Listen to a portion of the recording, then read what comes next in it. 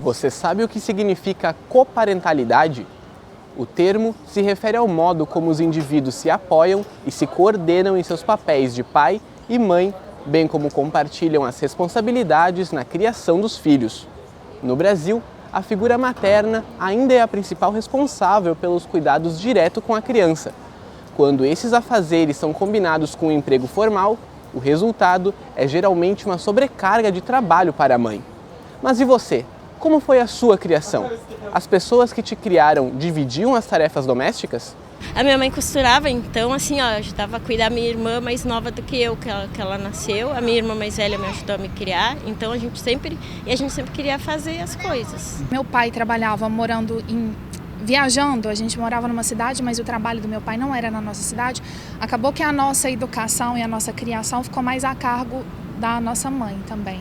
Eu me casei e tive uma única filha e nós dividimos as tarefas, né? Ele fazia, eu fazia, dava banho, a gente fazia o jantar, lavava a louça, enfim. Eu senti falta, acho que na minha infância, uma presença maior, às vezes, do meu pai nessas atividades cotidianas do dia a dia, o que hoje está mais presente, né? Tem por ter essa divisão de tarefas. Meu pai cuidava muito mais da empresa e a minha mãe da casa, e hoje é diferente. Hoje os dois cuidam.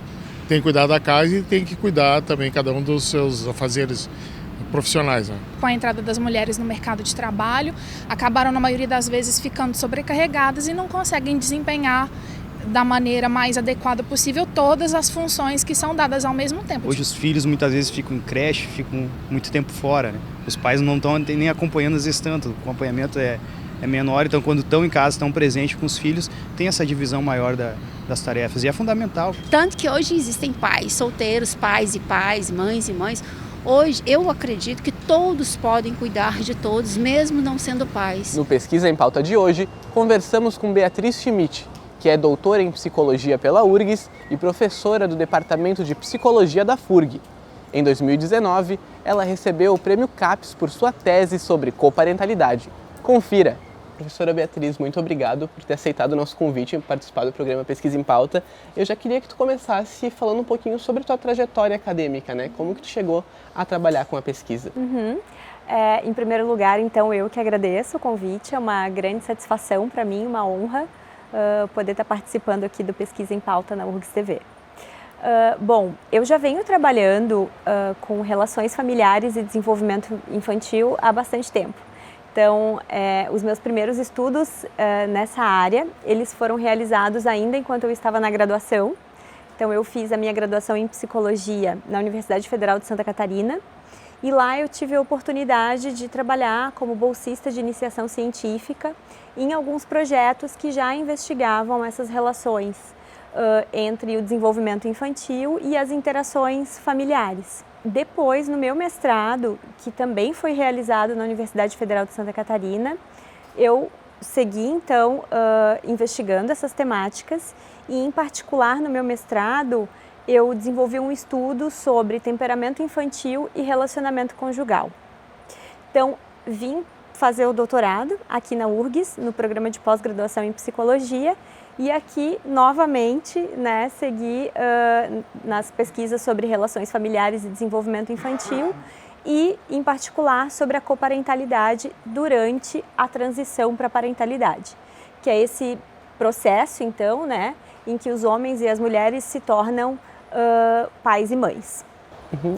A minha próxima pergunta era justamente sobre isso. Eu queria que tu pudesse explicar assim, de um modo simples o que significa e quais são as diferenças específicas entre a parentalidade e a coparentalidade. Ótimo. Então, assim, eu trabalho com base numa perspectiva teórica que é sistêmica, né? Então, com base nessa perspectiva teórica, a gente entende a parentalidade como uma relação diádica. Então, é aquela relação, por exemplo, que se estabelece entre a mãe e a criança e o pai e a criança, né? Então, são essas díades, são essas duas pessoas em interação. A coparentalidade, então, é um conceito triádico que envolve a interação entre dois indivíduos que se responsabilizam, né, que compartilham os cuidados a uma criança, enfim, a um adolescente, e a própria criança ou adolescente. Então, nesse sentido, a coparentalidade, ela se refere a um conceito que é triádico, né, que são duas pessoas, então, trabalhando juntas, se relacionando em prol do cuidado de uma terceira pessoa. Então, a coparentalidade diz respeito à forma como dois indivíduos coordenam, se apoiam, compartilham responsabilidades no que diz respeito aos cuidados.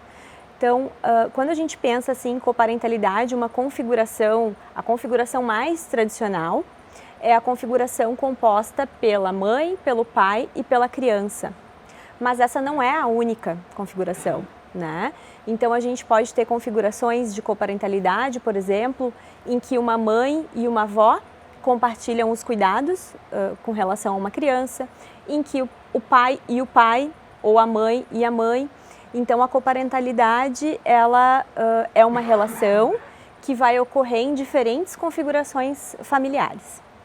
E a sua pesquisa, ela estudou essa transição para a parentalidade, né? O que isso significa? Isso. Então, assim, na minha tese, nós investigamos esse processo de transição para a parentalidade, que é o processo de se tornar mãe e pai. Então, nós investigamos famílias em que os homens e as mulheres estavam experienciando o nascimento do primeiro filho. Então, é o que a gente chama de pais de primeira viagem, né? Então, pela primeira vez, eles estavam experienciando, né, o nascimento dessa criança.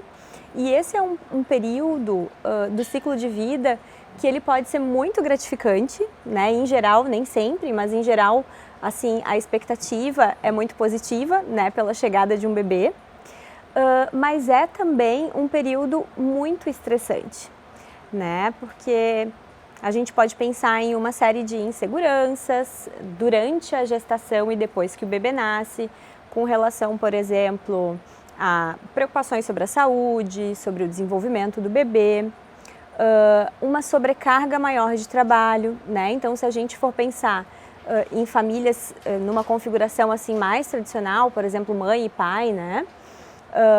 Vai haver um aumento das demandas, por exemplo, com relação à organização da casa, as tarefas de cuidado ao bebê, de alimentação, de higiene, de sono, a diminuição do tempo que eles compartilham como casal, né? Então, essa sobrecarga de mudanças muitas vezes acaba vulnerabilizando os novos pais e mães, né? De forma que esse é um período que é delicado do desenvolvimento. Embora seja assim um período que envolve grandes expectativas, né, para as famílias, ele pode ser um período também bastante estressante. E como que foi elaborada essa pesquisa? Como que tu escolheu esse tema?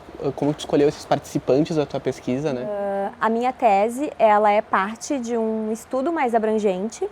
Então, eu fiz o meu doutorado então, no Núcleo de Infância e Família da URGS.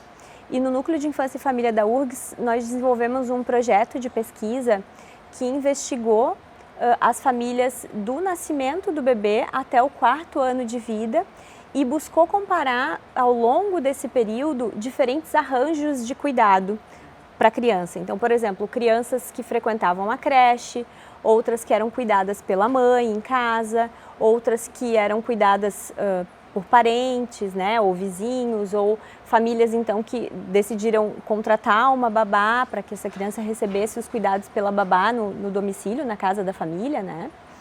Então, esse projeto longitudinal é o projeto que derivou, a partir dele a minha tese foi derivada, né? Então, a minha tese em particular, ela investigou a coparentalidade dos 6 meses até os 18 meses de vida do bebê. Nós entrevistamos as famílias, então, em 3 momentos durante esse período. Então, foi aos 6, aos 12 e aos 18 meses de vida do bebê. E nesse período, então, nós pudemos ouvir os pais e as mães e saber dessa experiência deles, das particularidades, né, do que eles estavam vivenciando, do que era gratificante, do que era estressante. do que se manteve na relação familiar, do que mudou na dinâmica da relação familiar. E, inclusive, a gente pôde investigar também o quanto a relação da mãe e do pai influenciou também no desenvolvimento dos bebês, né? Então, assim, porque a gente parte de um princípio que o bebê influencia a mãe e o pai, mas ao mesmo tempo também é influenciado, né? Então a gente pensa que é uma via de mão dupla essa interação. Então nesse estudo a gente entrevistou as famílias, ele foi um estudo qualitativo e ao longo desse período do desenvolvimento, e a nossa perspectiva era de buscar subsídios então para intervenções voltadas especificamente para famílias experienciando a transição para a parentalidade, né? Isso porque a gente tem muitos estudos sobre a temática fora do Brasil, mas no Brasil ainda é muito recente, né, esse interesse sobre a coparentalidade, o que faz então com que a gente tenha dificuldades muitas vezes de estruturar intervenções psicológicas, né, um acompanhamento psicológico, intervenções psicoeducativas que estejam alinhadas às necessidades de famílias com bebês no contexto brasileiro, né? A gente sabe que, embora a coparentalidade seja um fenômeno universal, existem algumas questões culturais que precisam ser detalhadas, de modo que a gente possa oferecer, então, uma atenção, uma escuta, né, atendimento mais alinhado, então, a essas particularidades das famílias brasileiras. Quais que foram os resultados que tu encontrou com essa tua pesquisa? Bom, então, assim, a gente identificou, por exemplo, que com relação à divisão, a coparentalidade tem alguns componentes, né, do ponto de vista conceitual, a estrutura conceitual da coparentalidade, ela tem alguns componentes. Um desses componentes é a divisão de trabalho parental. Então, a divisão de trabalho diz respeito à forma como a mãe e o pai dividem as tarefas domésticas e de cuidado com o bebê e o nível de satisfação com relação a isso, né? Então, o que nós identificamos nessas famílias, então, né, que foram as participantes do estudo, é que o pai, em geral, o homem, né, em geral, ele tendia a estar envolvido com o bebê, engajado, até participava, né, de algumas atividades de cuidados básicos. À medida que o bebê foi crescendo, então ali aos 12 meses, aos 18 meses, ele ainda estava mais envolvido com brincadeiras, porque o bebê já estava um pouco mais autônomo pelas características da faixa etária, né? Então a gente percebeu um engajamento assim interessante, vamos dizer assim, do pai nos cuidados ao bebê. Mas, por outro lado, com relação às atividades domésticas, né? Então, limpeza da casa, fazer supermercado, preparar as refeições, essas tarefas elas estavam sob responsabilidade predominantemente feminina. E a mulher também, né? Apesar de o homem participar desses cuidados ao bebê, a mulher ainda era a principal responsável, né? Então, na maioria das famílias que participaram do nosso estudo, tanto o homem quanto a mulher estavam inseridos no mercado de trabalho, e o que nos faz pensar, então, numa sobrecarga materna, né? Nessas famílias com bebês, em função do trabalho fora de casa e de uma maior sobrecarga de trabalho também dentro de casa. E aí, falando nessas questões de gênero, né, que a gente trata, em que sentido tu acha que o trabalho da mãe ele foi desvalorizado ou ele foi mais excessivo? Para as mulheres participantes do nosso estudo, então, que estavam inseridas no mercado de trabalho, todas elas puderam ter pelo menos 4 meses de licença maternidade. A gente teve alguns casos de 4 meses e outros casos de 6 meses, né, em que as mães eram servidoras públicas. Mas o que a gente observa é que essa divisão de tempo da licença maternidade, da licença paternidade, então assim, a licença paternidade de 5 dias, né, em todos os casos, já é um ponto que nos faz pensar o quanto socialmente essa sobrecarga está sendo mais imposta para as mulheres, né, porque tem uma disparidade muito grande do tempo. E entre os homens participantes do nosso estudo, muitos referiram que gostariam de ter mais tempo para poder, enfim, auxiliar nesses, né, tá junto, compartilhar de uma maneira mais equânime, assim, mais igualitária, esses primeiros meses de vida após o nascimento do bebê. E isso não era possível em função, né, dessa licença paternidade, então, bastante breve.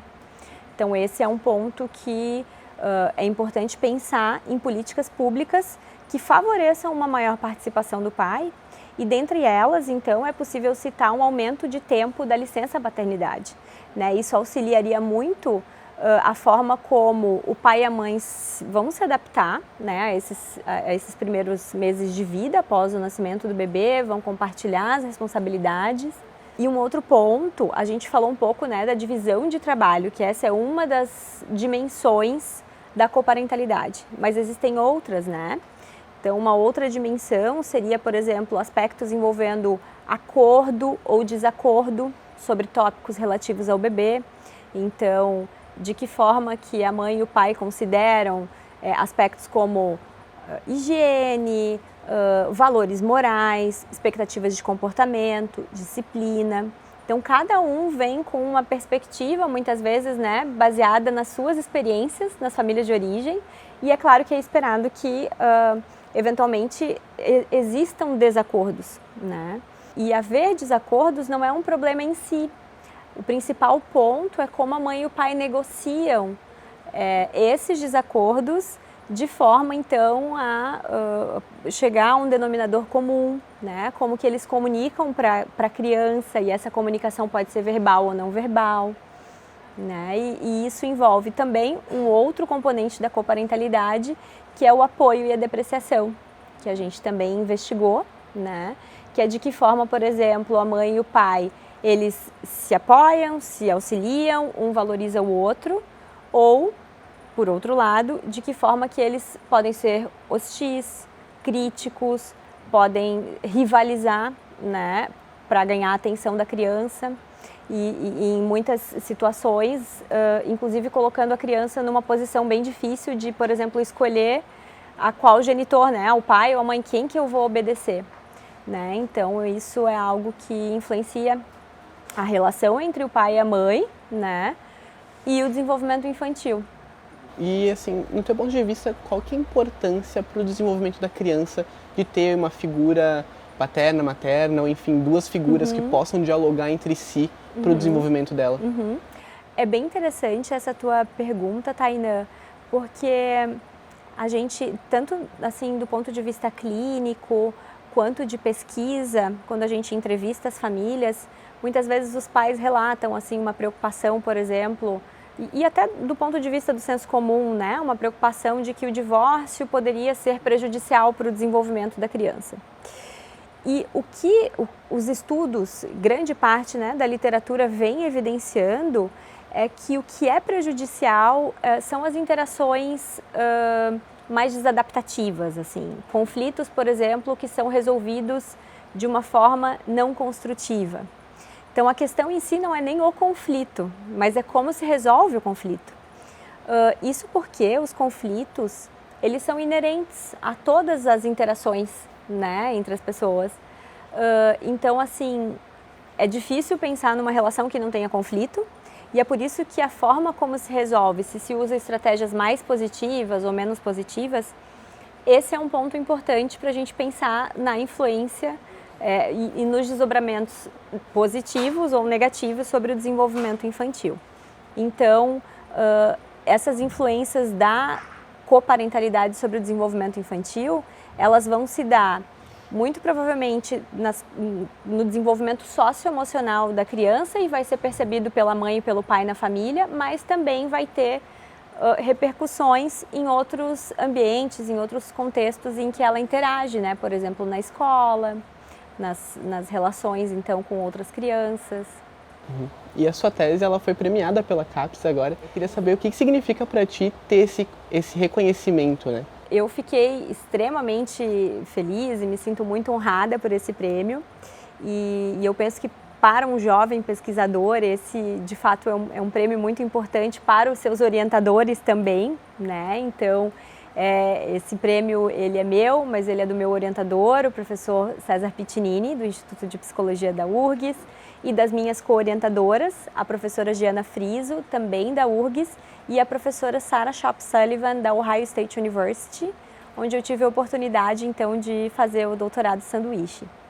Eu fico muito honrada por esse prêmio, eu acho que a gente vem vivendo um momento bastante desafiador, bastante difícil para a pesquisa. Eu fui bolsista CAPES de mestrado, de doutorado no Brasil e de doutorado sanduíche no exterior, então eu sou muito grata à CAPES, né? Eu acho que sem esse apoio financeiro que eu recebi desde o mestrado, né, eu não teria condições de ter investido tanto na pesquisa, de ter conseguido me dedicar, e sem o apoio da CAPES também para o projeto de pesquisa, do qual o meu estudo faz parte, a gente não teria condições de acompanhar as famílias, né, ao longo de 4 anos para desenvolver uma pesquisa então com essas características, né?